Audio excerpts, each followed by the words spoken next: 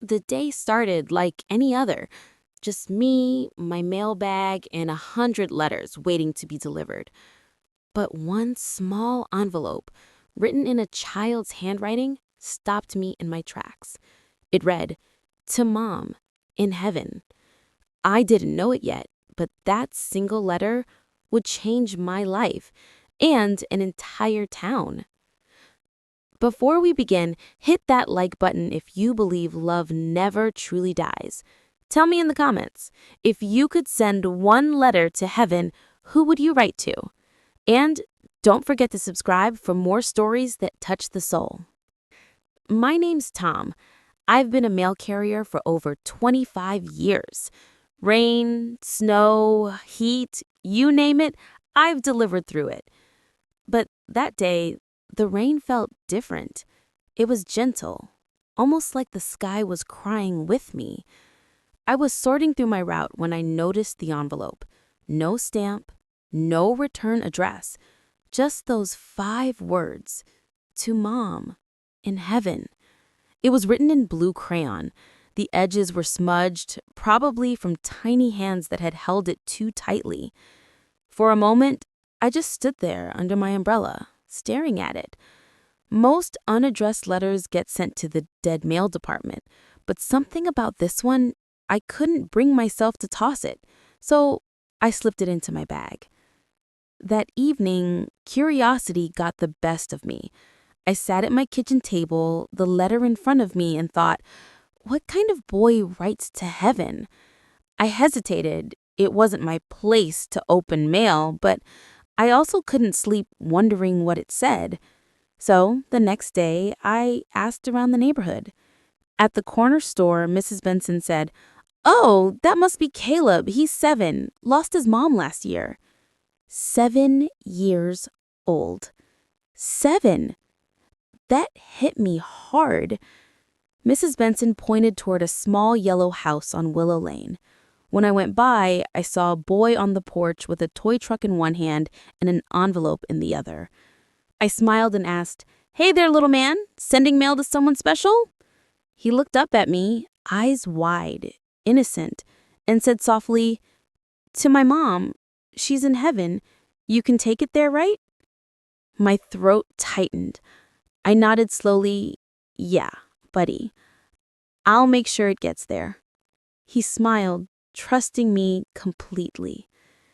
And in that moment, I made a silent promise to deliver his letter.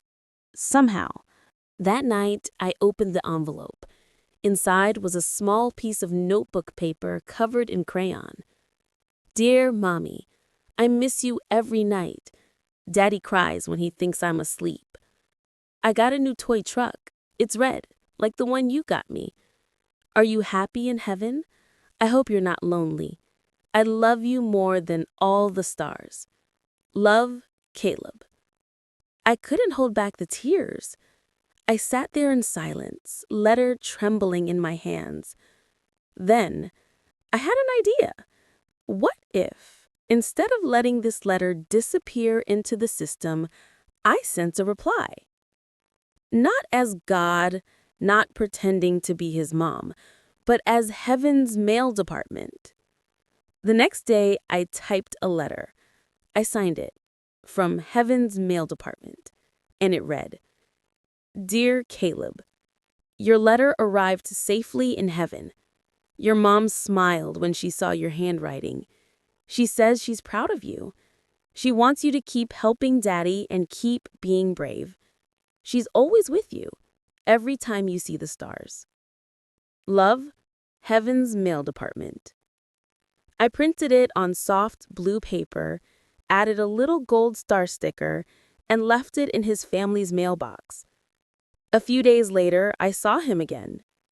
He ran to me, waving the letter. "It got there! It really got there!" he shouted. I smiled, hiding the lump in my throat.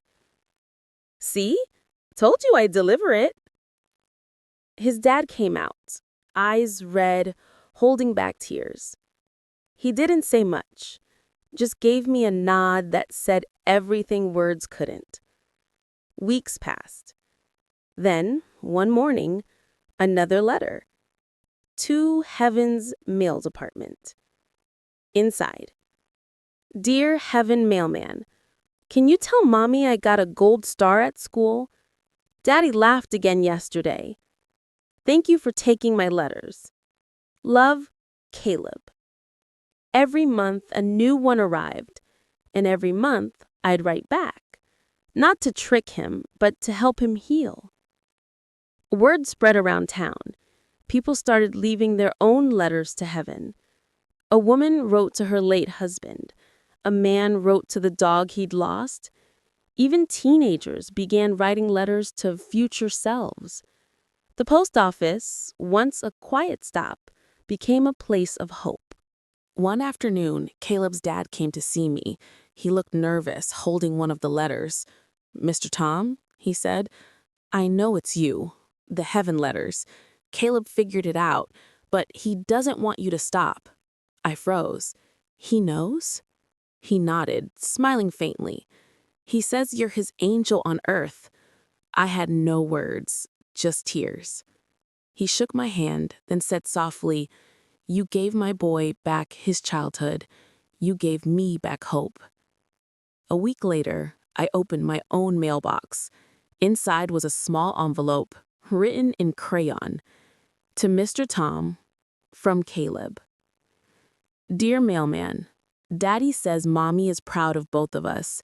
When I grow up, I want to deliver mail too, to make people happy like you did. Love, your friend, Caleb. Years later, I retired, but I still keep that letter on my desk. And every time the world feels a little too heavy, I look at it and remember that even small acts of kindness can echo across lifetimes. Sometimes the letters we deliver don't need a real address, because love always finds its destination. If this story touched your heart, comment below. Who would you write to in heaven? Hit like to keep their memory alive. And don't forget to subscribe for more stories that remind us the smallest kindness can make the biggest miracles.